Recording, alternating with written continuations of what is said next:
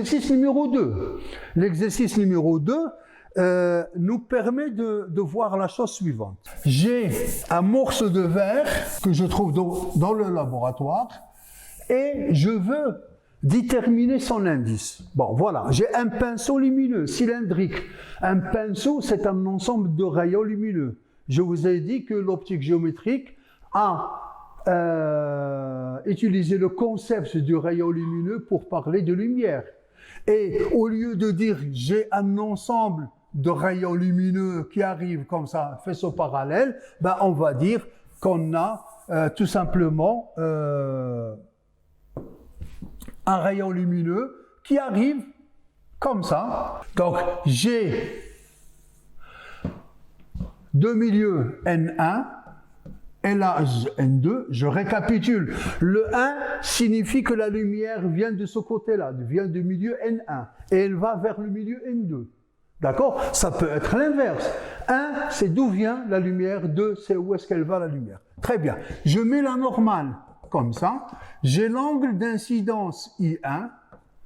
Et au lieu d'avoir, je mets la couleur rouge, au lieu d'avoir le rayon lumineux incident qui continue son chemin, ben, il va subir une réfraction. On fait comme ça. Donc là, j'ai I1, là, j'ai I2, et la déviation, nous avons vu que ça représente cet angle-là, D, qui est égal à la différence des deux angles, le plus grand moins le plus petit, I1 moins I2. Très bien. Donc, au point I,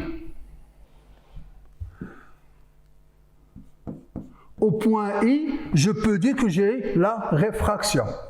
J'ai le phénomène de la réfraction qui est régi, qui est traduit par la relation de Snell-Descartes. J'ai N1 sinus de I1 égale N2 sinus de I2.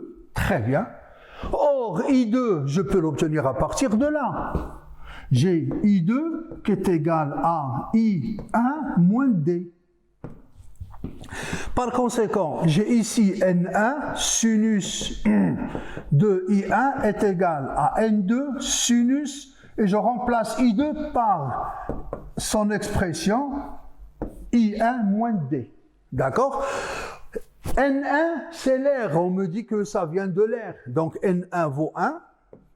Et N2, je vais la remplacer par N. Par conséquent, je cherche l'indice de réfraction N, donc ça va me donner N à partir de cette équation. C'est N1 qui est 1 fois sinus de I1. Donc j'ai sinus de I1 divisé par sinus de I1 moins D. Donc ça va me donner I1 c'est 60, donc c'est sinus de 60 divisé par sinus, la déviation, elle est de 15, donc c'est 60 moins 15 d'abord, donc moins 15, donc là, ça va me donner 45, ce qui fait sinus de 60, c'est racine carrée de 3 sur 2, divisé par sinus de 45, c'est racine carrée de 2 sur 2, je simplifie le 2, ça va me donner racine carrée de 3 demi. D'accord? Donc, de 3 demi, ça me donne une valeur très bien. Ça, c'est l'indice, c'est supérieur à 1. D'accord? Impossible de trouver une valeur inférieure à 1. Pour qu'on soit clair. Si, donc je vais utiliser une autre... Voilà, donc l'indice N pour le cas de D est égal à 30, donc ça va faire sinus de 60 divisé par sinus de 60 moins 30, ça fait sinus de 60, c'est racine carrée de 3 demi, 60 moins 30, ça fait 30, sinus de 30, c'est 1 demi. Donc, je simplifie par 2, ça va me donner racine carrée de 3. Racine carrée de 3, c'est égal à 1,7 2 à peu près. Vous voyez, l'indice de réfraction toujours supérieur à 1. Très bien. Donc, comparer le comportement des deux milieux. Très bien. Regardez. La première valeur, c'est racine de 1,5. Donc, c'est 1,2, je crois. Donc, je constate que cette valeur est plus grande que la première. Par conséquent, regardez, l'angle I2 pour la première, c'est 45, d'accord? Donc, I2 va prendre la valeur de 45 degrés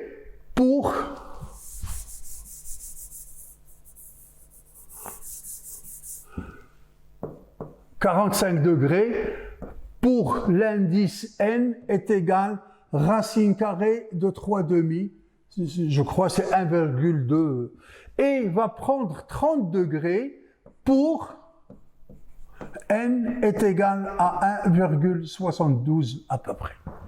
Qu'est-ce que ça veut dire?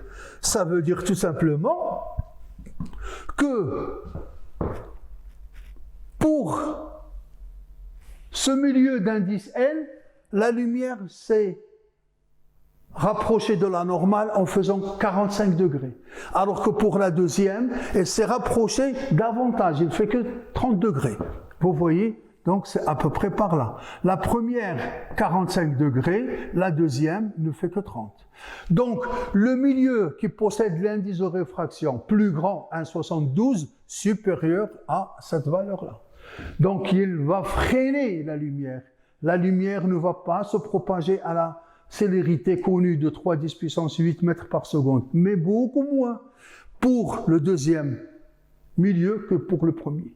C'est pour ça que la réfraction est plus prononcée, 30 degrés pour le deuxième, pour le premier, et 45 degrés pour le deuxième, pardon, et 45 pour le premier milieu homogène. Très bien. Donc, on passe à la question B. La question B nous renseigne la chose suivante. J'ai un morceau de verre que j'ai trouvé, le voilà, au laboratoire. Je cherche à déterminer l'indice de réfraction, du matériau avec lequel on a fabriqué ce morceau de verre. La nature de ce verre. Donc, on fait la question B. J'ai I1 égale à 44 degrés, voilà, et I2 égale à 28 degrés. 0. Donc là, c'est pour la précision, d'accord? Donc, déterminer l'indice de réfraction n. Bien entendu, j'ai le phénomène de la réfraction qui est régi par la deuxième loi de Snell-Descartes, à savoir, j'ai N1, j'ai créé la formule brute. N sinus de I1 est égal à N2 sinus de I2. Quelle est la valeur de N1? C'est bien l'air, donc ça c'est égal à 1. I1, je connais, c'est bien sinus de 44 degrés, égale N2, c'est N que je cherche, fois sinus de 28. Par conséquent, je peux dire que l'indice de réfraction du verre avec lequel on a construit le demi-cercle vert est égal à sinus de 44 divisé par sinus de 28, et vous avez le résultat dans votre corrigé. Malheureusement, je n'ai pas accès là, je n'ai pas de calculatrice, hélas. Donc on peut calculer, c'est une valeur qui est supérieure à 1, ça c'est sûr. D'accord? Expliquer, on va trouver 1,5728 à peu près par là. Ça c'est... Il faut vérifier la valeur. Très bien. Donc expliquer, pour la question C, expliquer pourquoi le rayon lumineux dans cette figure-là, j'espère que vous la voyez bien, on a un angle de 50 degrés ici. On l'envoie vers le vert, ici. Au lieu de sortir pour subir la réfraction, eh ben, le rayon lumineux va subir une réflexion totale. Rien ne passe. Ben là, qu'est-ce qu'on a dit tout à l'heure? J'ai deux milieux, l'air et le vert, l'indice 1 et l'indice n que je viens de calculer. Par conséquent, je peux calculer sinus de lambda. Sinus de lambda vers par rapport à l'air, c'est égal l'indice le plus faible sur l'indice le plus grand. D'accord? Le plus faible, c'est l'air sur 1,57. Je ne suis pas sûr de ces trois chiffres-là. Il faut vérifier, s'il vous plaît. Je n'ai pas accès à la correction. Je suis en train de faire de ma tête. Donc là, ça va me donner 0, quelque chose, l'ordre de... Et je sais que lambda, ça va être à peu près de 42 degrés. D'accord, c'est 0,6 à peu près. Donc, lambda, très bien. Qu'est-ce que ça veut dire? Ça veut dire tout simplement que pour sortir du verre vers l'air, il faut envoyer la lumière sous un angle d'incidence inférieur à lambda, c'est-à-dire à 42 degrés. Or, ici, j'envoie sous un angle de 50 degrés. 50 degrés, donc je vais prendre une autre couleur. Donc je prends 50 degrés, non, c'est pas clair, je prends ça.